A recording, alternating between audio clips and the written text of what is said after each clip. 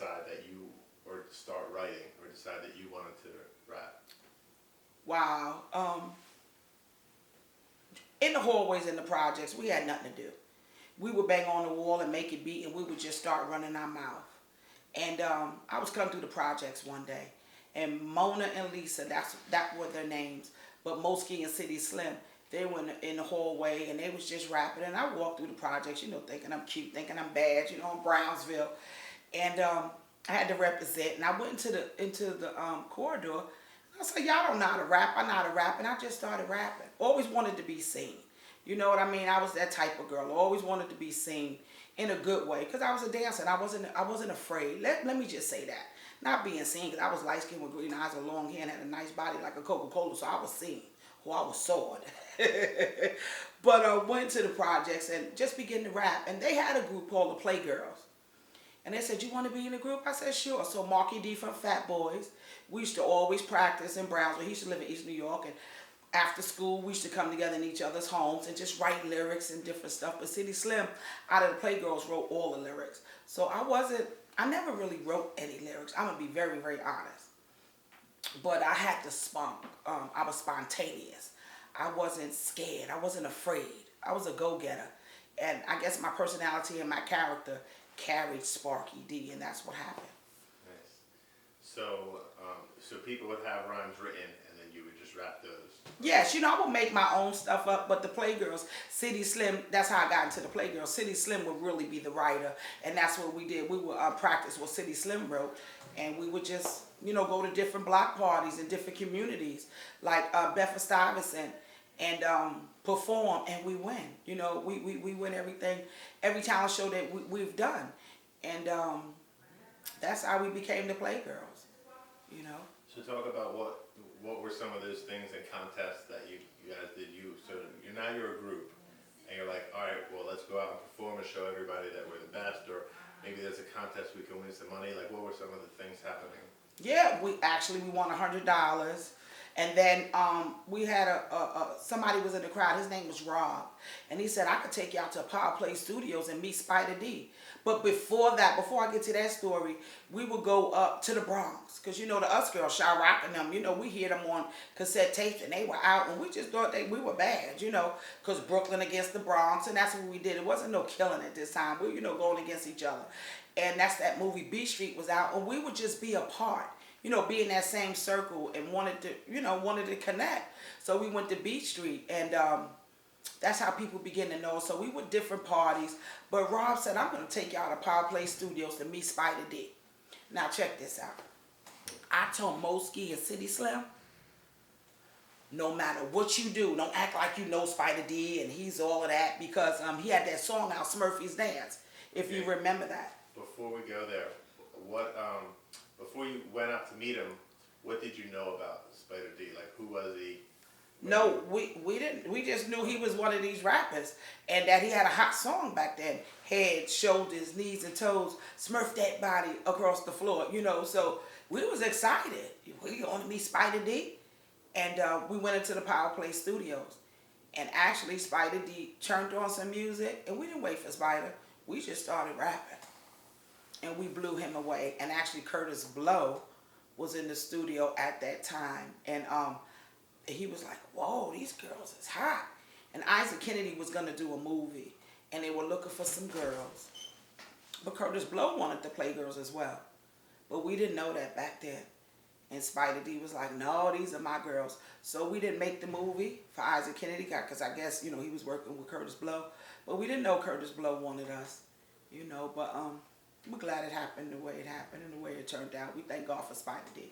Then you recorded a lot of songs with him. Yes. Our first song for the Playgirls was Our Picture of a Man, and that was on Sutra label. Right. But before we went to Sutra label, we had a big show at the Encore. Russell Simmons, Houdini, Divine Sounds, Force MDs, Dr. Jekyll and Mr. Hyde. Now all of them have records now. The Playgirls didn't have a record yet. And I'm not bragging or boasting, but I'm going to tell the truth and shame the devil. The Playgirls turned it out, and I promise you I'm going to get you that CD. It's in my drawer home in Atlanta. I'll send you a copy. You see for yourself. we shut it down. We had the white satin suits on, with the black in our gloves.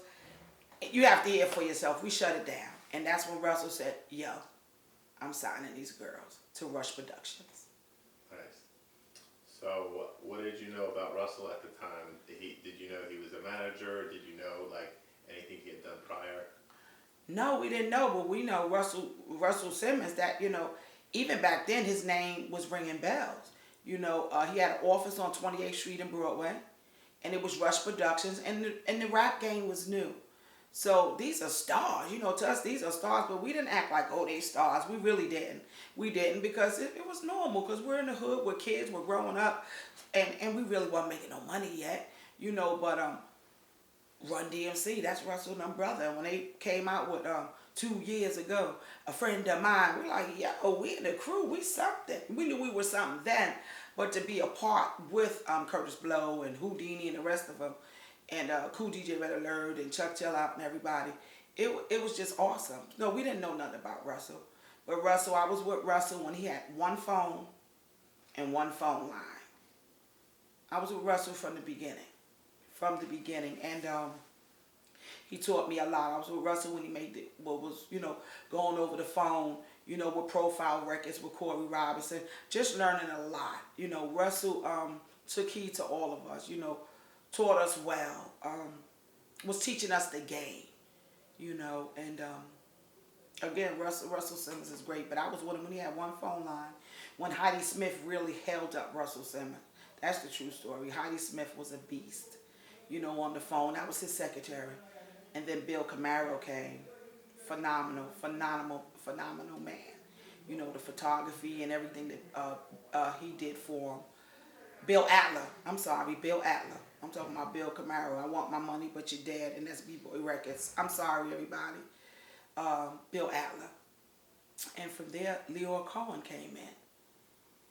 And he was about 6 feet, 6'2". We call Leor Cohen Baby Huey. Would come from a rich family, act like he was broke. I don't know. He was in college. I don't know his story, but some days he didn't have any money. Leor Cohen, we were buying pizza and all that stuff, but he wanted out to own Warner Brothers. Yeah.